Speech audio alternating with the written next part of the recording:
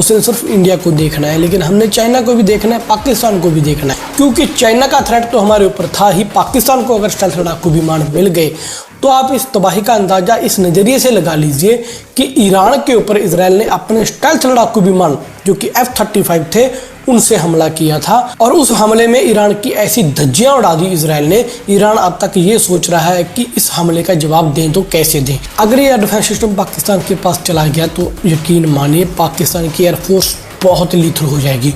Already Pakistan की air force के पास हमारे कंपैरिजन में आज एडवांटेज ज्यादा है। ये तस्वीर है चाइनीज J-31 की, जो कि 24 घंटे पहले आई है। इसके नाम से ही आपको पता चल गया होगा कि ये एक स्टेल्थ लड़ाकू विमान है। जी हाँ दोस्तों, चाइना ने अपना स्टेल्थ लड़ाकू विमान बना लिया है और दुनिया का USA के बाद दूसरा ऐसा देश बन गया जिसके पास फ्लाइंग कंडीशन में और ऑपरेटिंग कंडीशन में स्टेल्थ लड़ाकू विमान है। अगर आप इसी बात को लेकर सुन होगे तो आपको बता दूं, ये J-35 अब चाइना पाकिस्तान को भी बेचेगा।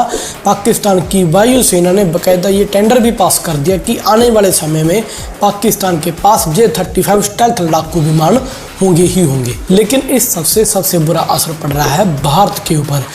अब आप सोच रहे हो कि हमारे पास तो फिर भी S-400 है, लेकिन पाकिस्तान के पास तो S-350 है, तो रेंज का इतना फर्क है, वो सेम हथियार कैसे हो गया? दोस्तों, हमने S-400 लिया ही इसलिए था ताकि हम उसको जम्मू कश्मीर में तैनात करके चाइना और पाकिस्तान दोनों के ऊपर नजर रख सके। पाकिस्तान को S-400 की जरूरत ही नहीं है। अगर आप वर्टिकली एक लाइन खींचोगे तो कुछ एरिया तो ऐसे हैं 250 किलोमीटर में आप पूरा पाकिस्तान क्रॉस कर जाओगे। पाकिस्तान को इसकी जरूरत ही नहीं है। दूसरी बात यह है कि अगर रशिया पाकिस्तान को इतना लीथल वेपन दे देगा, एडवांटेज एयरफोर्स को पाकिस्तान की बहुत ज़्यादा मिल जाएगा। F-16 ऑलरेडी उनके पास है, अब ये डिफेंस सिस्टम आ जाएगा, ऑलरेडी वो अपने नए मिसाइल्स बना रहे हैं, तो कहीं ना कहीं ये भारत के लिए आने वाले समय में खतरा साबित हो सकती है। पाकिस्तान ने रशिया से S-350A जो डिफेंस सिस्टम है वो मांग लिए हैं। अब बोलोगे यार S-300 तो सुना था, 400 सुना था, 200 सुना था, ये 350A क्या है? दोस्तों, ये रशिया का एक एडवांस एयर डिफेंस सिस्टम है जो कि उसने यूक्रेन युद्ध के समय में बनाया। जब 300 फेल हो गया, S-400 वहाँ पे काम नहीं आए, तो रशिया ने S-350A बनाई। S-400 की रेंज जो मार्क क्षमता है वो तो 450 किलोमीटर है, लेकिन जो 350A होगा ना वो होगा 200 किलोमीटर के आसपास। पहले भी पाकिस्तान ऐसी रिक्वेस्ट रशिया को कर चुका है। इस हमले को रोकने के लिए जो उसने रशियन S-300 लगा रखे थे, सबसे पहले F-35 लड़ाकू विमानों ने उन्हें ही उड़ाया। अगर बात करें भारत की, तो भारत के पास भी कोई ऐसा खास डिफेंस सिस्टम नहीं है। भले हमारे पास BMD है, S-400 है, लेकिन S-400 का क्वालिटी टेस्ट यूक्रेन रशिया युद्ध में हो चुका है। कोई खास परफॉर्मेंस S-400 की तरफ से देखने को नहीं मिली। आपको बता दो, चाइना ने J-31 नाम का स्टेल्थ फाइटर जेट 2012 में ही बना लिया था। उस समय भारत में दूर दूर तक स्टेल्थ लड़ाकू विमान बनाने का प्रोग्राम नहीं था। हालांकि चाइना का वो J-31 पूरे तरीके से स्टेल्थ नहीं था। जब भी वो फ्लाइंग लेता, जब भी वो उड़ता, उसके पीछे इतना धुआं निकलता, क्योंकि चाइना ने अपने उस लड़ाकू विमान में पुराने इंजन लगा रखे थे। लेकिन अब जो ये तस्वीर निकल कर सामने आई है, ये बिल्कुल F-35 की कॉपी है। अब चाइना ने F-35 को कॉपी किया नहीं किया वो मैटर अलग है। मैटर यह है कि चाइना के पास आज की डेट में स्टेल्थ लड़ाकू विमान आ चुका है। अगर आप इस तस्वीर को ध्यान से देखोगे तो आपको इसके फ्रंट में एडवांस सेंसर नोज नजर आएगी, और एक्सपर्ट्स का मानना तो ये भी है कि चाइना ने इसके वर्टिकल स्टेबलाइजेशन सेंसर के ऊपर भी काम किया है। ये कुछ अलग अलग सेंसर्स मैं आपको अपनी तस्वीर में दिखा रहा हूँ। ये नए सेंसर्स जो कि J-31 में नहीं थे, लेकिन चाइना के J-35 में है, ये एड ऑन चाइना द्वारा कर दिए गए हैं। बात करें हम अपने एमका की, कहाँ तो चाइना ने अपने पुराने इंजन को डेवलप करके नए इंजन में लगाया, उसे स्टेल्थ बनाया। हम एमका के लिए इंजन ही ढूंढते जा रहे हैं। कावेरी के ऊपर काम चल रहा था, लेकिन कावेरी से वो एक्सपेक्टेड आउटपुट नहीं मिली। पाकिस्तान लाइव के मुअज़्ज़िज़ नाज़रीन, अस्सलामु अलैकुम।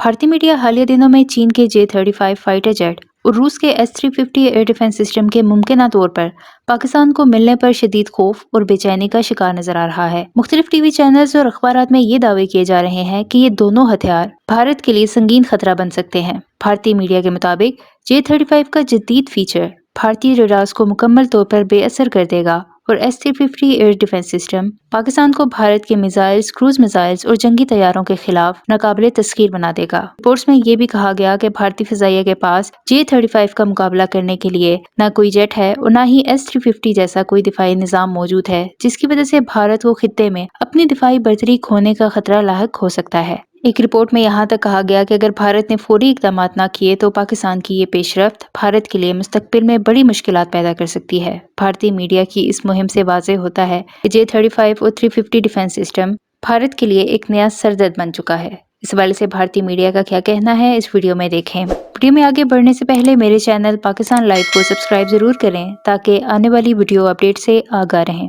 उसके बाद अब हम फ्रांस से बातचीत कर रहे हैं, फ्रांसीसी कंपनी सैफरन से, कि वो एमका और तेजस MK2 के लिए 110 किलो न्यूटन के इंजन बनाए ताकि हम अपने एमका और तेजस MK2 को ऑपरेट कर सके, बना सके।